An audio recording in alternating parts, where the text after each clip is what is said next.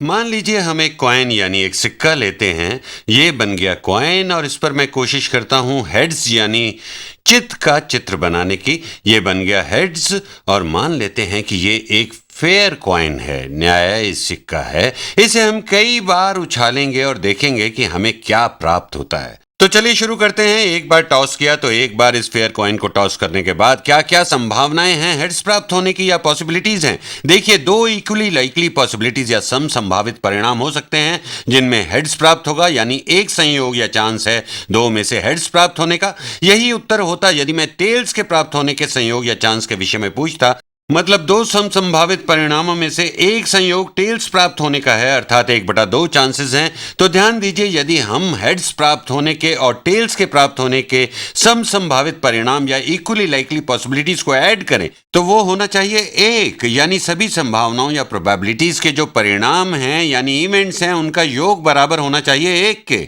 और ठीक भी है, क्योंकि ध्यान दीजिए हम योग कर रहे हैं इन सभी भिन्नों यानी फ्रैक्शंस को, न्यूमरेटर्स में सभी संभावित परिणाम और डिनोमिनेटर में सभी संभावित घटनाएं यानी इवेंट्स।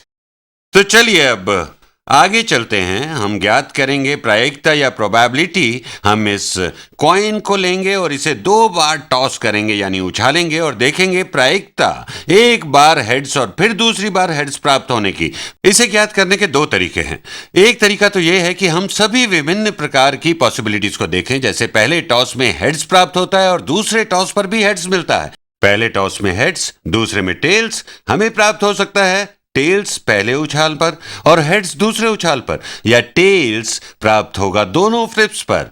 तो इस प्रकार 4 इक्वली लाइकली पॉसिबिलिटीज हुई, 4 समसंभावी परिणाम हो सकते हैं। इसे इस तरह भी समझ लें कि पहले फ्लिप में 2 प्रकार के और दूसरे फ्लिप में अन्य 2 प्रकार के परिणाम मिले, हेड्स या टेल्स, चित या पट। तो इस प्रकार 4 परिणाम इनमें से प्रत्येक पॉसिबिलिटी के लिए। इन दोनों में से प्रत्येक के लिए 2 संभावनाएं यहां हैं। तो कुल 4 इक्वली लाइकली पॉसिबिलिटीज, इनमें से कितनी हमारे प्रतिबंध के अनुकूल हैं, मीट आर कंस्ट्रेंट।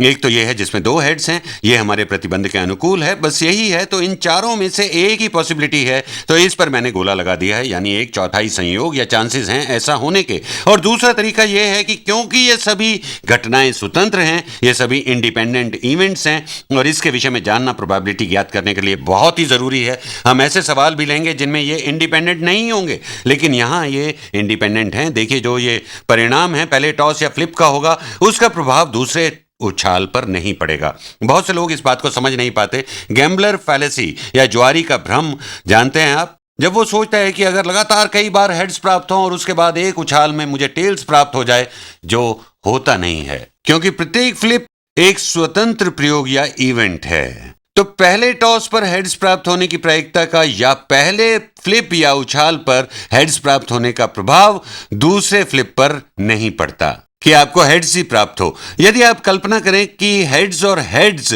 या हेड्स के बाद फिर से हेड्स प्राप्त होने की प्रायिकता समान होगी, यदि हम यूं कहें पहले टॉस पर हेड्स प्राप्त होने की प्रायिकता गुणा दूसरे फ्लिप पर भी हेड्स प्राप्त होने की प्रायिकता। और हम जानते हैं कि पहले उछाल पर हेड्स प्राप्त होने की प्रायिकता है 1/2 और दूसरे उछाल पर भी हेड्स होने की प्रोबेबिलिटी 1/2 है। तो ये हुआ 1/2 गुणा 1/2 जो बराबर है 1/4 के। और यही परिणाम हमें यहां भी मिला था। ये सभी समसंभावी परिणाम हैं। अब इसका दूसरा पक्ष लेते हैं, देखते हैं टेल्स प्राप्त होने की क्या स्थिति है। टेल्स को तो हमने देखा ही नहीं, प्रायिकता या प्रोबेबिलिटी प्राप्त होने की टेल्स और फिर हेड्स और फिर टेल्स। तो ये है घटनाओं का क्रम। मैंने ये नहीं कहा कि 2 बार टेल्स और 1 बार हेड्स, मैंने कहा कि ये क्रम है। पहला फ्लिप मिला टेल्स, सेकंड फ्लिप मिला हेड्स, थर्ड फ्लिप मिला टेल्स। तो यहां भी ये सब स्वतंत्र घटनाएं हैं। इस पहले फ्लिप में टेल्स प्राप्त होना किसी भी तरह प्रभाव नहीं डालता सेकंड फ्लिप में हेड्स के प्राप्त होने के लिए, और ये भी तीसरे फ्लिप में टेल्स की प्राप्ति पर असर नहीं डालता। क्योंकि ये स्वतंत्र घटनाएं हैं तो हम कह सकते हैं कि प्रोबेबिलिटी टेल्स प्राप्त होने की पहले फ्लिप पर गुणा प्रोबेबिलिटी हेड्स प्राप्त होने की सेकंड फ्लिप पर गुणा प्रोबेबिलिटी टेल्स प्राप्त होने की थर्ड फ्लिप पर। और हमें मालूम है कि ये सभी इंडिपेंडेंट इवेंट्स हैं। तो ये यहां पर है 1/2 और गुणा 1/2 गुणा 1/2, 1/2 गुणा 1/2, 1/4, 1/4 गुणा 1/2 बराबर 1/8। और हम इनकी जांच यानी वेरीफाई कर सकते हैं। इन परिणामों को देखते हैं, हमें मिल सकता है heads heads heads heads heads tails, हमें मिल सकता है हेड्स टेल्स हेड्स, प्राप्त हो सकता है हेड्स टेल्स टेल्स, हमें मिल सकता है टेल्स हेड्स हेड्स। ये बहुत ध्यान से करना पड़ता है, थकाने वाला प्रयास है। हमें मिल सकता है यहां अब टेल्स